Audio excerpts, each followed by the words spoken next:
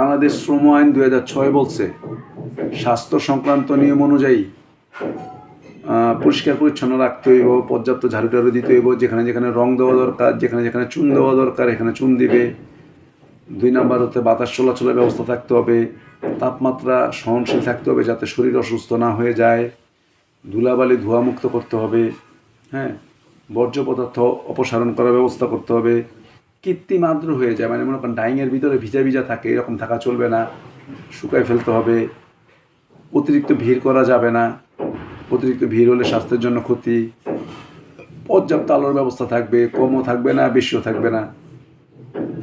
তারপর খাবার পানির ব্যবস্থা থাকতে হইব, পায়খানা প্রস্রাবখানার ব্যবস্থা থাকতে হবে, ময়লার বাক্স পিকদানির ব্যবস্থা করতে হবে।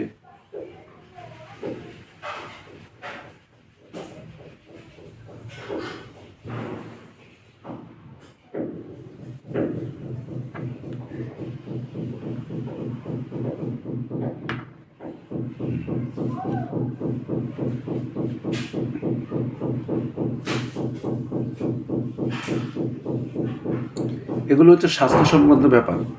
এগুলো হচ্ছে নিরাপত্তা। সমিতি নিরাপত্তার জন্য কী করবেন? এই তো বললাম স্বাস্থ্য, ভিড় থাকবে না, পানি পুনি খাওয়ার ব্যবস্থা থাকবে, ওয়াশরুম থাকবে, একটু রং টং দেওয়া থাকবে, এটা তো স্বাভাবিক ব্যাপার স্যাপার। নিরাপত্তার কী করবেন? সিকিউরিটি। ওই তখন বলল যে কারেন্টের ব্যবস্থা ভালো রাখতে হবে যাতে শর্ট সার্কিট না হয়, বিকল্প সিঁড়ির ব্যবস্থা রাখতে হবে যাতে আগুন লাগলে সরাসরি নেমে যেতে পারে বা ভূমিকম্প হলে নেমে যেতে পারে। এরপর হচ্ছে যন্ত্রপাতি ঘিরে রাখতে হইব, যন্ত্রপাতি মেরামত করতে হইব, নিরাপদ স্থানে যন্ত্রপাতি রাখতে হইব, নির্দিষ্ট বক্সে রাখতে হইব, ঢেকে রাখতে হইব। ক্রেনকে মেরামত করতে হবে। তারপর লিফটকে 6 মাস পর মেরামত করতে হবে, ক্রেনকে বছরে একবার মেরামত করতে হবে। এই ক্রেন দিয়ে ওই যে আমরা যদি সিমেন্টের ফ্যাক্টরি যদি দেখে থাকেন, ওই যে সমুদ্র মানে জাহাজের থেকে সিমেন্ট বানানোর ক্লিংকার তুলতেছে, কাটা চামচের মতন ধরে তুলতেছে, যে ক্রেন ব্যবহার করা যায়, এগুলো প্রত্যেক বছরে একবার ঠিক করতে হবে। আর লিফট হচ্ছে 6 মাস পর পর, লিফট 6 মাস পর পর ঠিক করতে হবে। ঘূর্ণায়মান যন্ত্র যেগুলি ঘোরে, এগুলির মধ্যে পোশাক আশাক টাইট পোশাক পরে থাকতে হবে। ডোলারালা শাড়ি টাড়ি পরে এগুলো প্যাঁচ লাগিয়া, ওনা টোনা থাকলে একবার প্যাঁচ লাগিয়া ঢুকে যাব।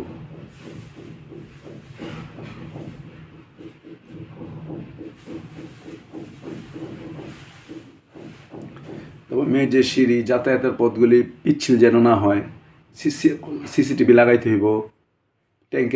ট্যাঙ্কির ব্যবস্থা থাকতে হইব। চোখে নিরাপত্তা, চোখে যে কোনো জিনিস ওয়েল্ডিং করতে গেলে যে চোখে ছিটা না আসে, এটা ব্যবস্থা করতে হইব।